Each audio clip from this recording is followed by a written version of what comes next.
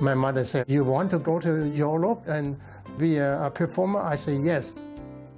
I was about 15, 16 or so, you know. I was 16 in May 31st, and August I left home. We traveled everywhere. Holland, Denmark, Germany, Austria, Poland, England, France, South Africa, North Africa, America, Canada.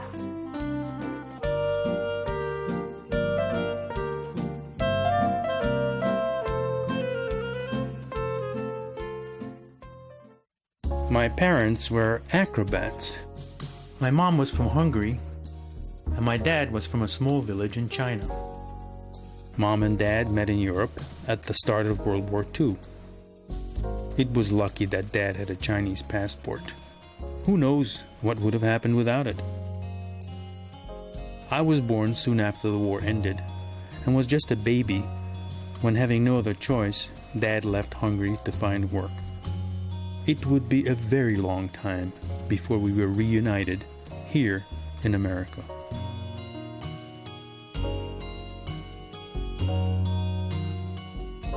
My brother and I never got to see my mom's act, not even a film of it. We did, however, get to see my dad actually perform in person. Some of you may have seen him when he appeared on The Ed Sullivan Show. And now, from downtown Shanghai, the Tong Brothers. The Tong Brothers.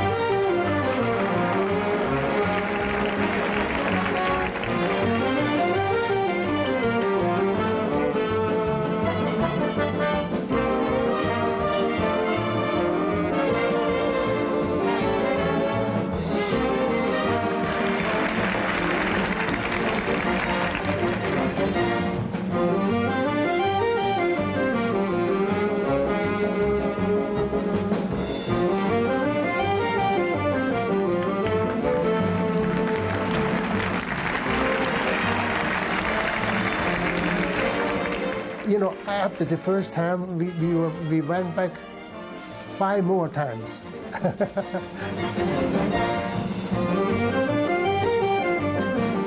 That's unusual, you know, to play on his show so many times.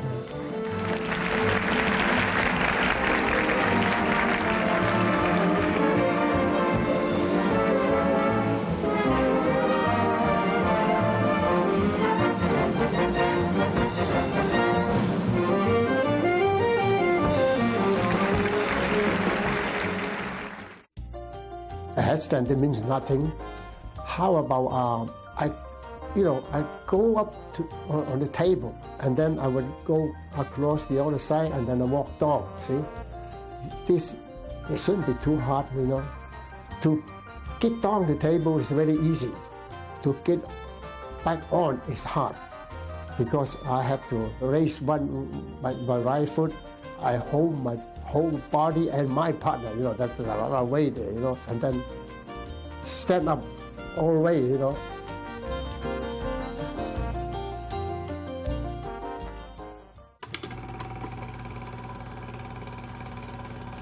There was an 8mm movie that he had sent, which was when we were about maybe 13 years old. I was 13 and my brother was 9. And that's the first time we ever saw him in actual motion. Well, my dad, I think my dad was in Central Park, and he's walking around in the park. He's showing us his car, and then he's walking around Times Square, I think, and stops to get some orange juice. And it was wonderful. We'd watch it over and over and over again. It was very, very, very strange, because we've only known him as a person from a still photograph. He's terrific looking. You know. He's very good looking, very athletic. So it was quite something. Well, Mom would tell us all sorts of things about him, about how wonderful he was and how strong he was, and I don't know, it was sort of all around Superman. Man Fong Tong, the bottom man of the act, arrived in New York in 1949 from London, the last leg of a European tour. He was born in South China in the walled island village of Namping in 1914. When he was a boy, traveling performers often came to his town. And I told myself, my God, it's how exciting to be on a stage. Well, someday if I have a chance, I want to be up there too. On the morning of August 11th, 1929, Man Fong got his chance. I went home for lunch. My mother told me, do you know, remember Kay? You know, he used to live next door to us. I said, yes, I remember him.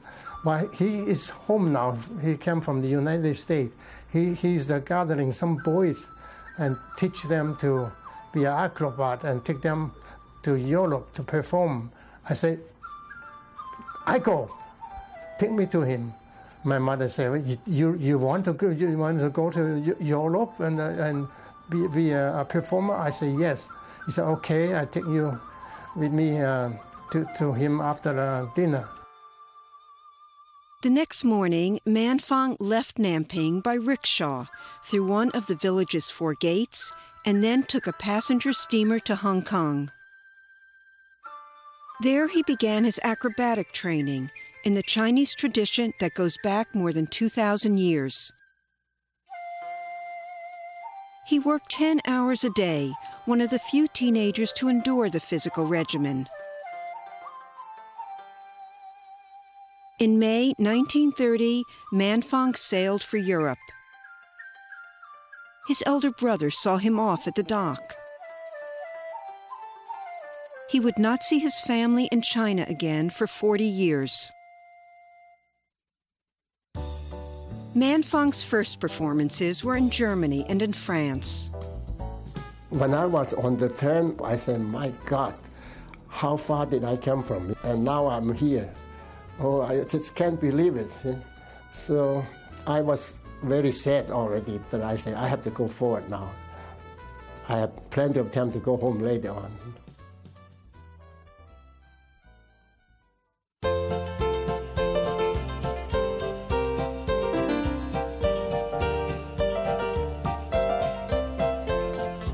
Between the 2 world wars, entertainers were performing in theaters, music halls, cabarets, and circuses throughout Europe.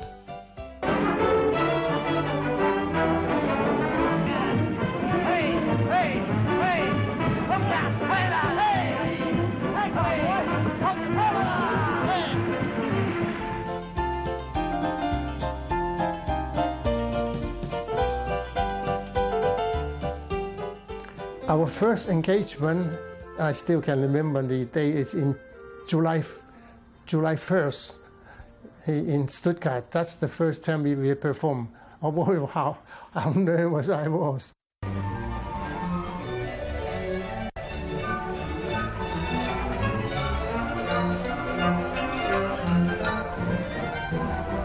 We perform anywhere. We perform, in theater, nightclub, circus, and anywhere. As long as there is a place to perform, we are there. I enjoy being on a stage to perform because it looks like it's in my blood. So I was, happier to be performing in front of the people, and especially when they give you applause, That's the payment, better than money to me when I was a kid, yeah. Man Fong's apprenticeship ended in 1933. He stayed on with Kay for 6 years, then created the 4-man Oriental Brothers. The group played in London, in Berlin's Scala Theatre, and in Paris at the Moulin Rouge. They also were filmed for the big screen.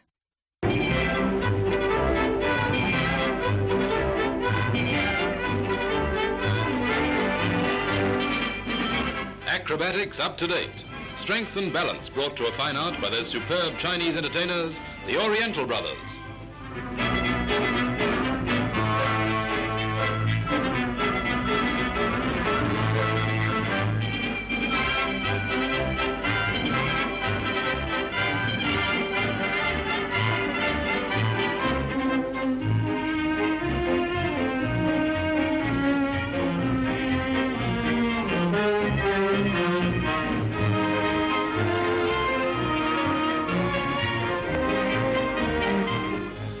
more than one way of getting it in the neck, and this is the most spectacular way.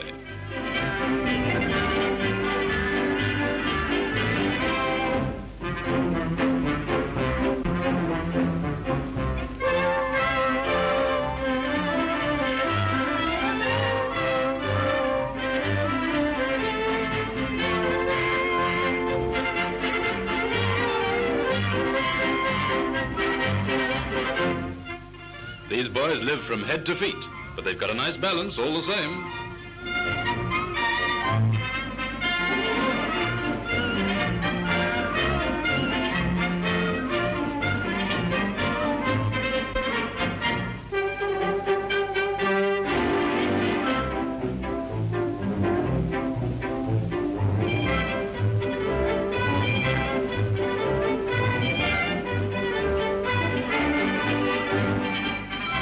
I'm lay on the table on my back, and I'm holding a handstand on my arm, my hand, and another one on my feet, and I raise up my feet, and then I slowly jump down, and I roll over on my knee on the table, and I turn myself complete into my stomach while I'm holding, the two handstands. And then I did the reverse position, turn back again until my back on the table. That means a double roll over. Yeah.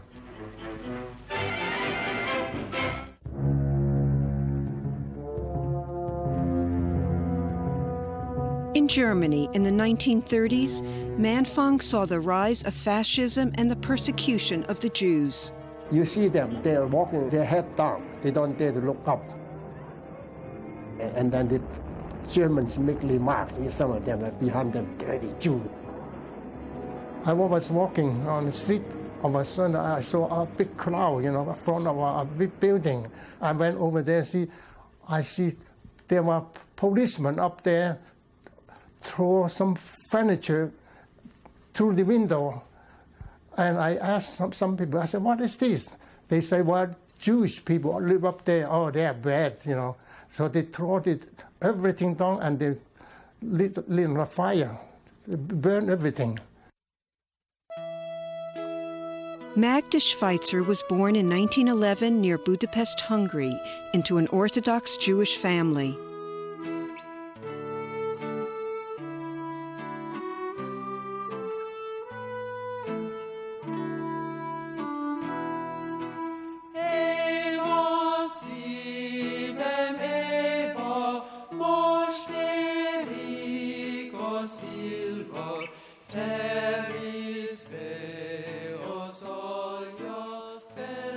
She studied ballet and gymnastics and trained briefly under an Austrian acrobat named Geltner.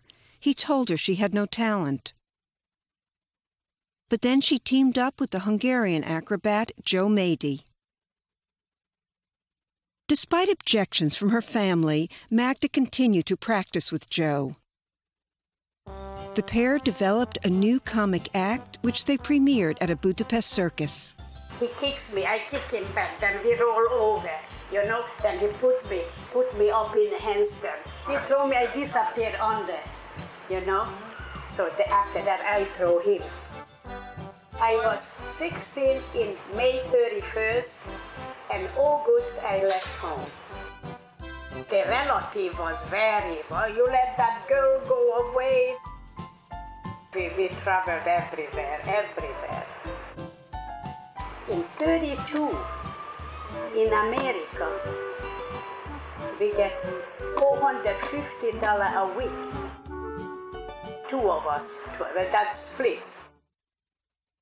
He was a Don Juan, otherwise, He fooled with all the girls. The wife of the director, all the chambermaids. He respected me as a partner. And even on a ship going to Africa, he found me kissing with one of the, Tommy was his name. I was 18 then. He said, you go into your room. In France, Magda and Joe performed at the Moulin Rouge and Cirque Medrano. In London, in Africa, and in America with stars like Mae West and Bill Bojangles Robinson. She was working in another nightclub.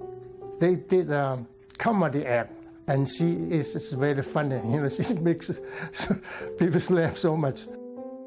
We went to see the matinee in North Denmark. You know, he was very good looking as a young man, very good looking, very handsome.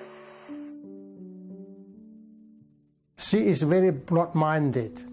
You know, she doesn't look down to nobody. She's friendly with everybody. But being me, I'm Chinese, you know, a lot of people, you know, they think I'm a Chinese. It's not, you know, not up to their level, you know. In Copenhagen, Magda and Man Fong performed on the same bill. Not long after, they have engagement, go to Sweden to work there, you know. So then I know that, you know, I miss her. And we start writing to each other, and she says also that she's, you know, missed me. So we feel, you know, like we like in love or something like that, you know.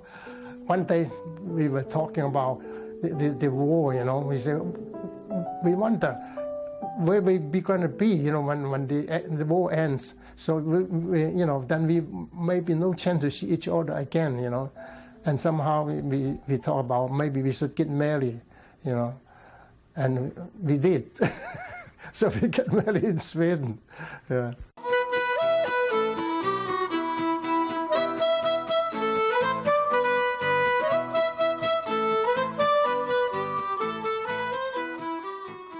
Three months later, in the winter of 1941, Man Fong performed in Germany for the last time.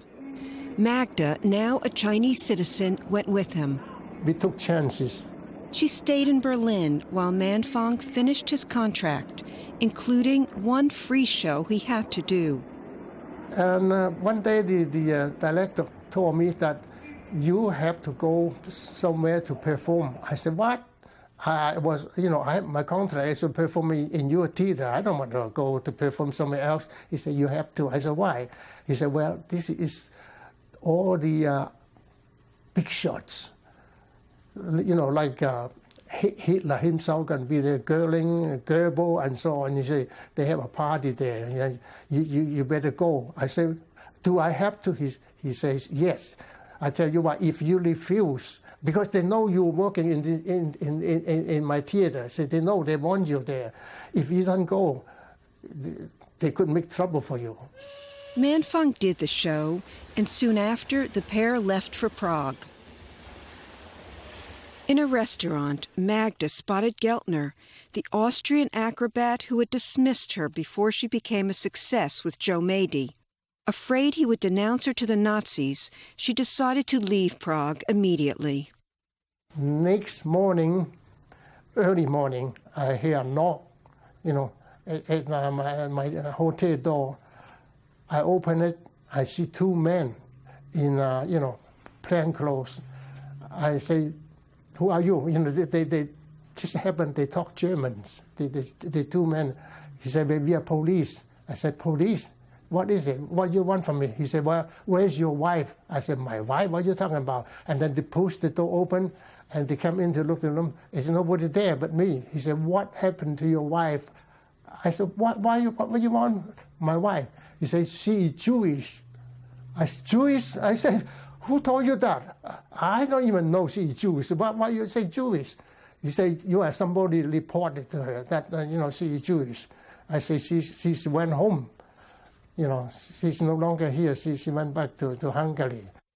In early 1942, with most of Europe under Nazi control, Man Fong joined Magda in unoccupied Hungary. I met her mother. She speaks, of course, no English, but she talks Yiddish, you know. And Magda said, well, you can talk to her, you know, in German, she understand, you know. So I did. Anything she say, I answer back in German, you know. So that's the way we, you know, talk to each other.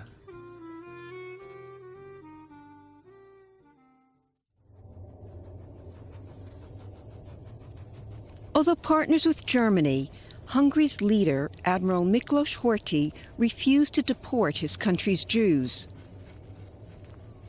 The government did, however, enact laws stripping Jews of work and property rights.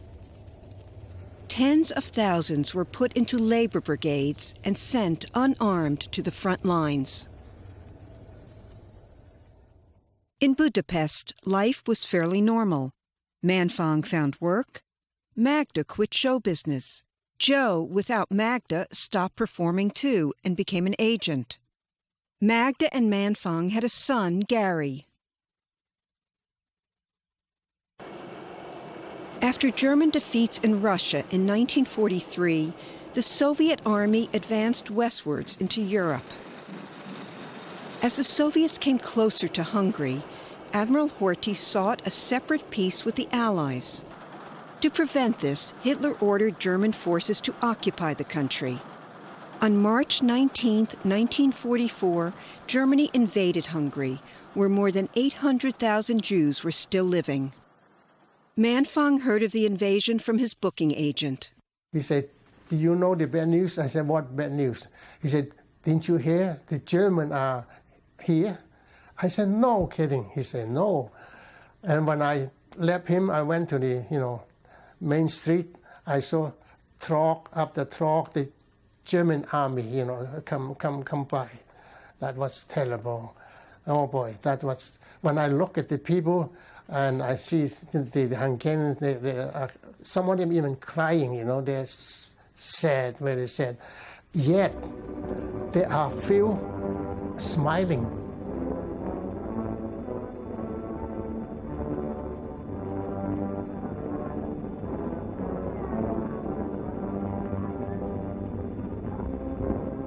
Hitler allowed Horthy to stay on, but a new, fervent, pro-Nazi prime minister was appointed, and Adolf Eichmann came to Budapest to oversee the liquidation of Hungary's Jews. Jews were forced to sew yellow stars of David onto their coats. Fascist youth roamed the streets looking for Jews. One day, Magda and me were walking in the street. I saw a boy pushing an old lady. And you know what happened? I happen to know that little boy. I said, Yonchi, his name is Yonchi. I said, "What are you doing?" I said, "Go away, Kurt, come on. Don't bother people. Poor woman, can't you see this is old?" He was wearing a uniform. I don't know what kind of uniform, but, was so bigger than his size, Jews in Budapest were moved into specially marked buildings and a few months later into a closed ghetto. Authorities ordered Manfang and Magda to vacate their apartment, which was in the designated area. Magda's Jewish identity was hidden by her Chinese passport. They gave us address where to move, So we went to a house. All the Jewish people live there. We see all the apartments are empty. So we look in one of the apartments in the kitchen. We saw on the table was coffee and bread and everything. It's still warm. Outside the capital, Jews were quickly rounded up, put into ghettos, and shipped to the death camps. From early May 1944 until July, close to 500,000 Jews were deported to Auschwitz. It was the fastest liquidation by the Germans, as they raced to eliminate the Jews before the Soviet army reached Hungary. And night we heard, you could hear, because, in the night it's very quiet in the summer, and you could hear how they were screaming, the people in the wagons, closed in. As reports of Nazi mass murder became known to the Jews of Budapest, they appealed to the Allies and neutral countries for help. The Swedish government and the American Office of War Refugees dispatched Raoul Wallenberg to Budapest to save Hungary's remaining Jews.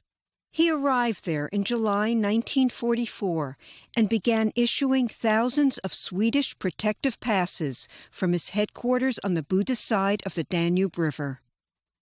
So we went up there and we came to the office. Gary was little, we took him with us. For a cute kid, it helps. So here's funny thing. As we walked into the building, I saw a man come out, and I recognized him. He was Wallenberg. And when as we went close to him, we said good morning to him in Swedish. He said, "Why you speak Swedish?" We said, "We know." I said, "How did you learn that?" He said, "Well, we used to work, in Sweden. In Sweden, what do you do?" We were, we are performer. We work in the park, and then the theater, So, oh, I said, it's wonderful. He said, "What are you doing here?" He said, "We want to come to see you to try to get some paper for, my wife's family, because they're all Jewish people." Then there was a secretary came to talk to us to take all the name. And until you get the paper, it was a hot day, top of the mountain there, up. And they're calling the name out. And we waited, still no tongue. Finally came the name. I said, "I got that for you here. This is for this for your sister-in-law. This is your sister. This is for the children. This is your sister, mother-in-law." And we got all the papers. Although Horthy had stopped the deportations before they reached Budapest, in October, the Nyílás, or Arrow Cross, the Hungarian Fascist Party, under the leadership of Ferenc Szálasi, seized power and began a brutal purge of the city's Jewish population. They murdered Jews in their apartments, on the street, and along the banks of the Danube. Jews were forced on a death march to the Austrian border. One night, a woman who had lived in Magda and Manfang's old building knocked on their door. We opened it. It was Ilona, and she came. We let her in, and she said, "Listen, I run away. Can I stay with you?" Magda, look at me, I look at her, and then we say, "Yes, you can stay, with us, She stayed until, the Rosen camp. As the Soviet and American bombardment of Budapest increased in the winter of 1944, Magda and Manfang spent their nights in a basement. In the daytime, they went out and looked for food. One day, Magda and I were walking not far from us. We saw a dead horse in the street, So we ran over there and see what happened. And then there's a man already there. He was cutting meats of the horse. I say, "Can you eat it?" He said, "Oh, why not?" I said, "Well, maybe, I don't know." I said, "Maybe it's poison or whatever." He said, "No, look, he touched it. The horse is still warm. The horse was killed this morning." And then from the sun, people keep coming. Also, many people were, saw him cutting, and they all tried to get some meat. So I went home and get a sharp knife. I remember to cut some meat, and it was good. For a long time, we had no meat, and then it was enjoyable. Soviet troops entered Budapest in mid-January 1945. The battle to liberate the city lasted until February 13th, when the Soviet army crossed the Danube and secured the Buda side of the city. We lived behind the Opera House. I went up to the Opera House. I can look far, from there. It's nothing. But all of a sudden, I noticed from one of the side of the street, very, distant yet, I saw a figure coming up. Somebody is walking. I couldn't figure out who was it, But as he comes closer, I see somebody's wearing a uniform. I said, "My God, don't tell me the German didn't leave. It's the German coming by." But as he come close to me, I saw it's a Russian soldier. He is the Tatar type, is the Mongolian type, He was a dirty uniform, and he had a gun on his shoulder, He walked until he was, direct opposite me, and he saluted me. And I salute him back, you know. So I hurried down, you know, to the basement. You know, I see Mark there and a few of the people up. I said, they're Lawson here. They're Lawson are here. I was so happy.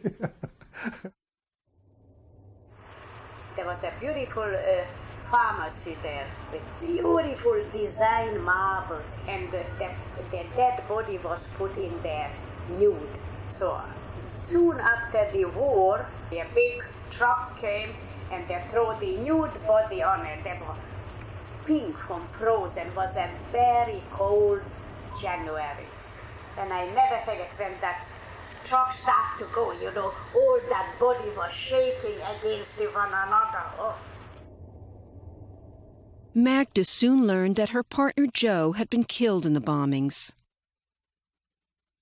In China, Man Fong's father and brother had died of starvation. Magda's family in Budapest survived. Those outside the city did not.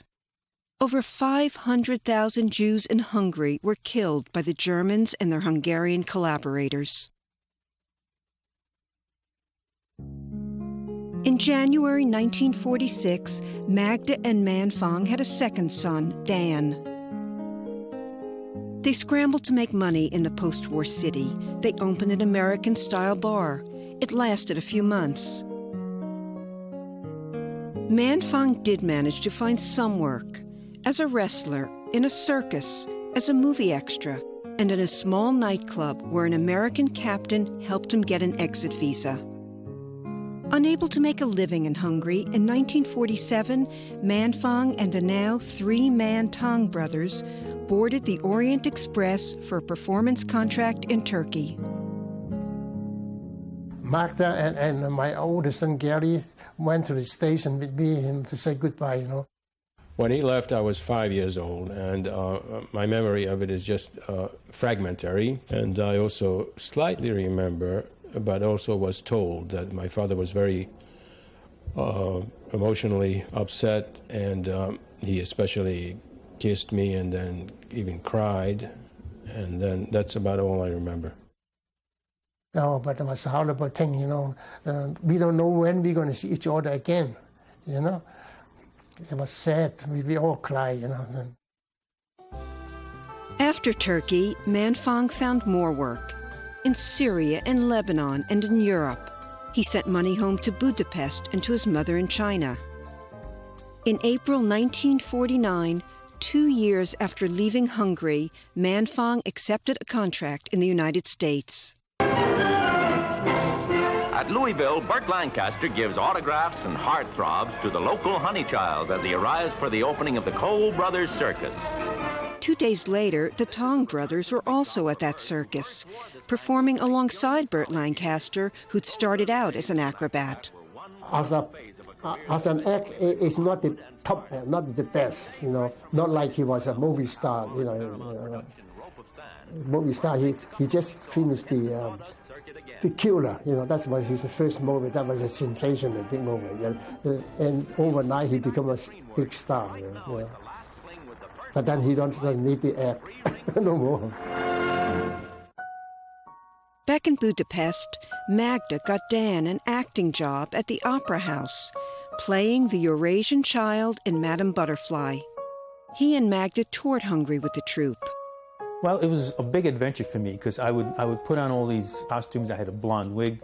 I would run around in them, and they would tell me, don't run around too much. But I ran around like a little hyperactive kid all over the place. And in fact, I made quite a lot of money, I think. I mean, the money helped support us, and then I would get some toys. A little bit of money was used for getting me toys. And we also, on the way home from the Opera House, not the main one, but Mom and I would stop at a delicatessen, and we'd get some nice cold cuts and take it home and have a nice very late dinner. She was trying to make a living, and most of what she did was she would sell things that Dad sent. She had a lot of contacts through the opera, and so she sold cosmetics, lipstick, various creams and things, and razor blades, I remember, were really a big deal. Gillette razor blades. A lot of her business she conducted at 2 different cafes. So she'd go down there, and sometimes she'd take me with her, and of course I would have to take my tricycle. And I would tricycle around on the sidewalk all around there while she sat there and waited for the various clients to show up. She'd talk to them, and she'd talk about price, or she'd be there waiting to collect some of the payments, some of which sometimes she didn't get. She'd have to sort of keep hounding the clients for giving her the payments.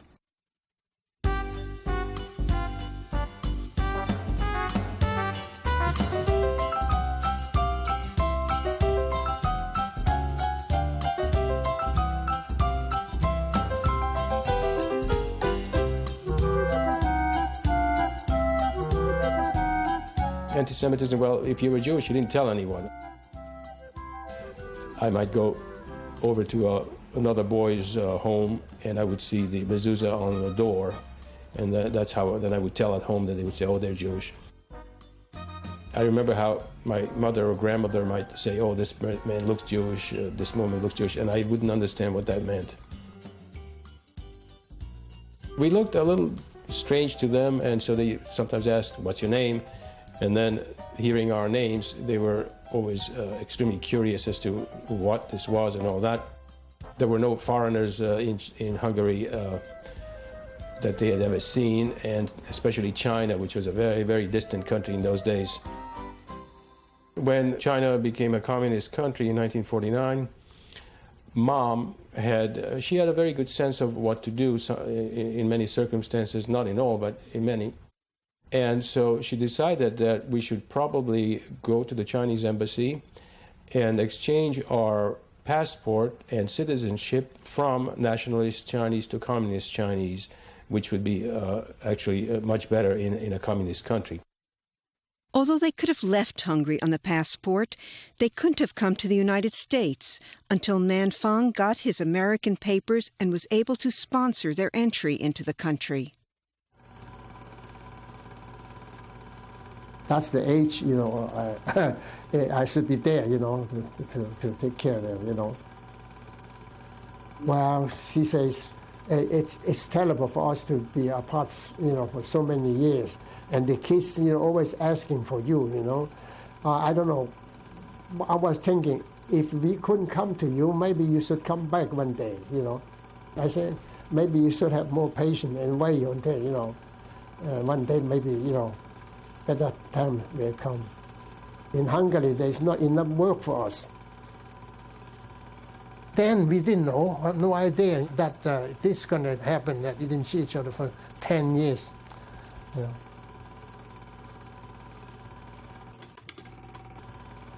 He sent back some 16mm 8 or 16mm movies. But I always had the feeling, I didn't know whether this was all real or not, or there was just some sort of scheme to tell us that there's somebody there. But I never really, I couldn't really believe that was real until we came to the U.S. and we saw him. Man Fong, now Manny, bought a car and drove from coast to coast in the early 1950s. The Tong brothers performed at state fairs, too. As long as we are working, I like it, But the traveling is a hardship. The worst time is when I go home. I live in a hotel, when I open the door, it's an empty room, nobody there but myself.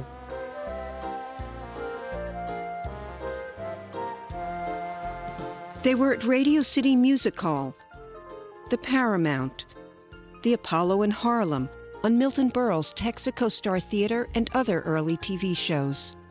They shared the stage with entertainers like Lena Horne, Sammy Davis Jr., and Patti Page. They performed in Las Vegas and big cities across the country. I worked here twice. Let's see, the first time I worked here, it was 1950, and the second time was 1952. This all I remember. The second time I worked here, I was with Phil Silver, and we had so much fun. Mark, also, she worked here. I think the late 20s, beginning 30s.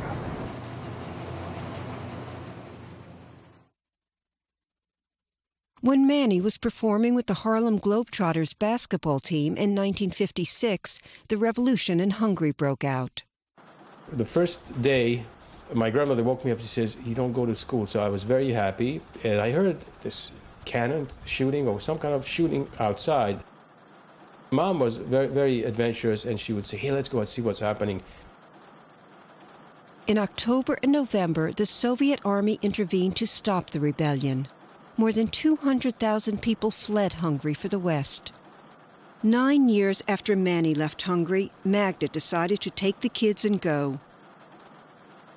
Oh, there's somebody in our house who had a connection. And she says, Magda, we're leaving. I said, well, give me the woman's name. And I made up my mind. That was one of my worst evenings I can imagine. That parting from my mother. It was a terribly sad time, and my grandma was crying a lot because she said, you know, that she wouldn't see us again ever. She was worried, and of course, it turned out to be true. So she cried a lot, and she said goodbye. And she kissed us and hugged us. And so we were really close to her. And I was very sad too. But I was also very drawn to join my father. Magda, Dan, and Gary left Budapest by train for the countryside. And so we were walking and walking, and it was very, very tiring because we were walking across tilled fields. So it was extremely muddy, and our shoes stuck to the mud. And so if you're tired and you're walking, it's one thing. But if every time you take a step and then you pick up your feet, and there's like 4 inches of mud clinging to your shoes, it's even more difficult. And we were carrying bags and things. Everybody's trying to take as much as they could carry. And so we kept walking and walking. And I think there might have been a small ravine or a stream or something that we couldn't get across until we got to a bridge. And then we went across the bridge, and it looked like we'd never get there. So we kept walking, and it was tiring. We'd stop sometimes and rest. I remember when we rested, we were hungry, so we had some food to eat, and we had some pickles that my grandma had made. That was very good. And then we walked some more, and finally the lights got closer, and then we ended up crossing the border into Austria. Manny was in Tennessee when Magda and the kids arrived in New York after spending nearly 6 months in refugee camps. We were picked up by my father's agent's brother. We were on an American Turnpike in a big car, going very fast. One time we stopped at a very, very large supermarket, and we went in to get some snacks. It was like a treasure cave to see that many different colors, packages, foods, and everything. The thing we got was cheese doodles, which, well, it tasted heavenly to us. From New York, they flew to Chattanooga. And then came the big event, meeting our father, who to us was like a legendary creature. We have only heard about him, saw pictures and so on. I don't remember if we met him in the hallway or we met him in the room. But, you know, it was very emotional. And I remember crying a lot. And it was like waiting for a movie star. And finally, we knew that he had arrived, and then he was coming upstairs, and we were getting more and more excited as, you know, and then we heard the steps and the door opened, and he came in, and finally we saw him. It was a bit surprising because he looked much older than he was in his mid-40s at that time, rather than what we had known from all the pictures that we had at home of him. When I knocked on the door opened, I saw 3 heads. Magda and the 2 boys were looking. Oh boy, then none of us can say anything because we were so happy, you know, mixed emotion, you know. We start crying, you know. And then Dan, the younger, you know, he was 11-year-old. He started crying loud. He was so happy to see his father, you know. I'd never seen my dad except in pictures, because I was 1 year old when he had to leave. And I was 10 years old now, and this was the first time I saw him. And I look forward to this my whole life. So it was very, very moving. But if you haven't grown up with someone, it's not an easy thing to suddenly adjust. Some of the history that you have when you grew up with a parent, I didn't have. I had stories about him, but I didn't have any interaction with him that I could look back to. And I couldn't say that as far back as I can remember, he's a person that was taking care of me, the way I can say about my mom. My mom was always there. Manny was still on tour, and Dan, Gary, and Magda rode in a station wagon with the Tong brothers through 11 states. After we were traveling along with the Harlem Globetrotters, we needed to settle down. Mom and Dad really wanted to have a new house. We had looked at lots of houses, but they were used houses. I mean, other people lived in them. And I don't know if this is a typical immigrant dream, to have a house of your own that's new. My father and my mom found a house in Queens, in Belrose, a little ranch house with 3 bedrooms. And that's where we grew up. There was actually barely any grass. It was just bare soil. I think maybe there's a little bit of grass. And all the houses looked exactly the same. The house that we had bought faced the very large grounds and buildings of the Creedmoor State Hospital for the Criminally Insane. And we used to hear screaming once in a while, but we got used to it. Eventually, Mom ended up working as a nurse's aide at that institution. One of the neighbors told us, he said, when you first bought the house, some of us saw you, and then we all against you. When you come in, you bring down the value of the house, Later on, we found out you are a performer.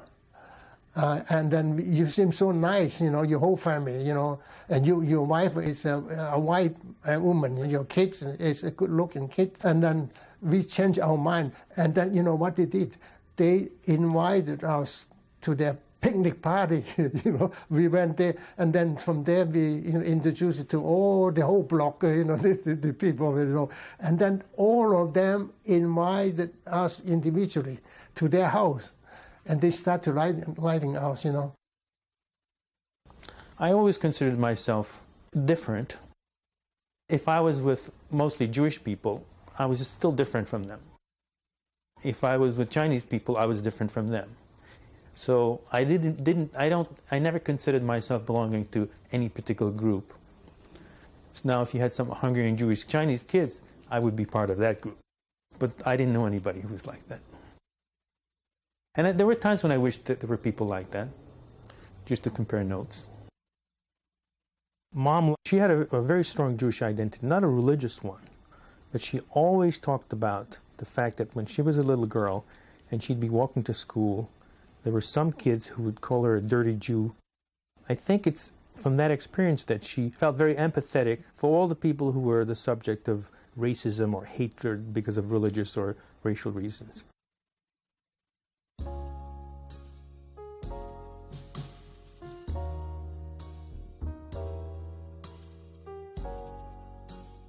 It was not easy for Mom to adjust to life in America. When she first came over, things were very rough because we didn't have much money, and she had thought that coming to the United States, everything would be extremely easy and life would be very simple. But in fact, things were not quite as simple at first, and that's why she had to work very hard. And she didn't mind working hard, but I think there was a loss of prestige. When she was in show business, she was someone who was very respected, looked up to. She had a profession that many people admired. So she often used to say, well, the best of my life, the part that I had most fun, is over. And so now she just had more ordinary life. It's more like the average person's life. Mom had quite a difficult adjustment to being no longer the head of the family and having to make decisions in concert with my father. She missed her mother terribly, and she would often say that she had wished that she had been a better daughter.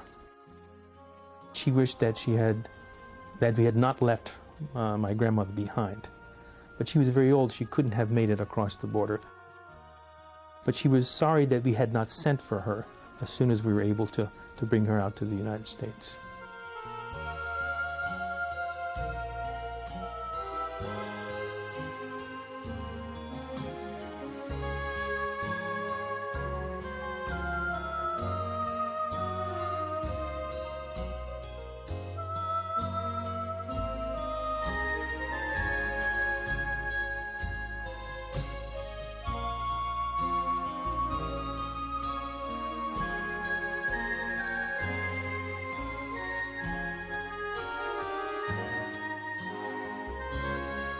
Age, television programming, and the end of stage shows before movies forced Manny to leave show business.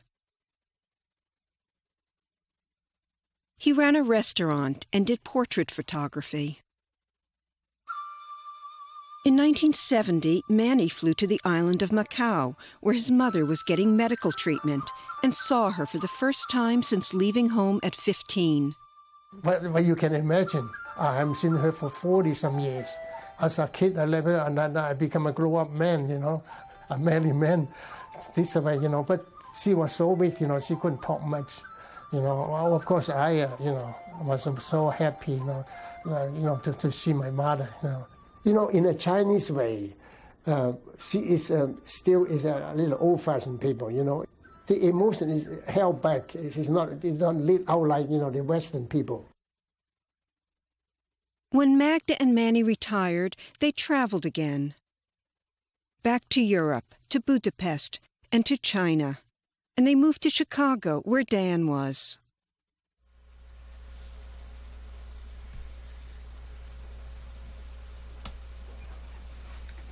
That's really good, isn't it? She doesn't look like herself. You don't have to do all that stuff.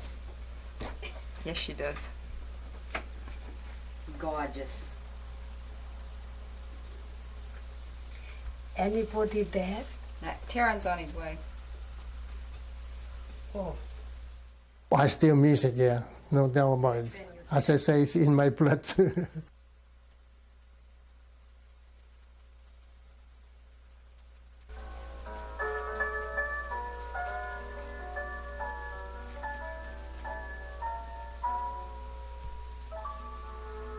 Yeah, she used to talk about her show business days. She talked about how wonderful it was that after doing the work, it was usually quite late in the evening, she would go out with her friends, and they would go to cafes and they'd go to restaurants and have a very late meal, and it was like a big vacation. Now, of course, she also worked very, very hard.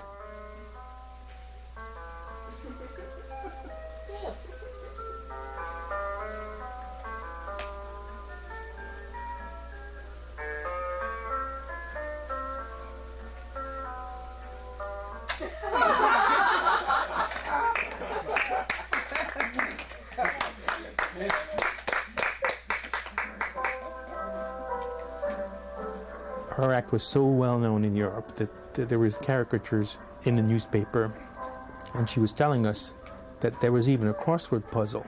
The question was, what act was one of the greatest in the country? And the answer was Mady and Co., which was her act. I think Mom and Dad have always been to some extent competitive, because they were used to be in the limelight and used to the applause and so on. So if Dad was putting on a show or doing something, Mom often wanted to get into the act too, and she wanted attention. And she was very proud of the fact that she was strong. She could still do cartwheels and headstands, 70, 80 years old.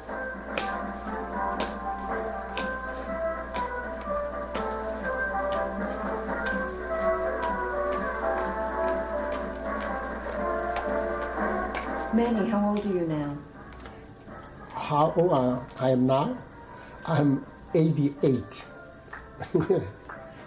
Can you still do any tricks? No. I think I still can do a headstand. Are you willing to try it for us? Oh, you want me to do it? I try. Okay, let me try.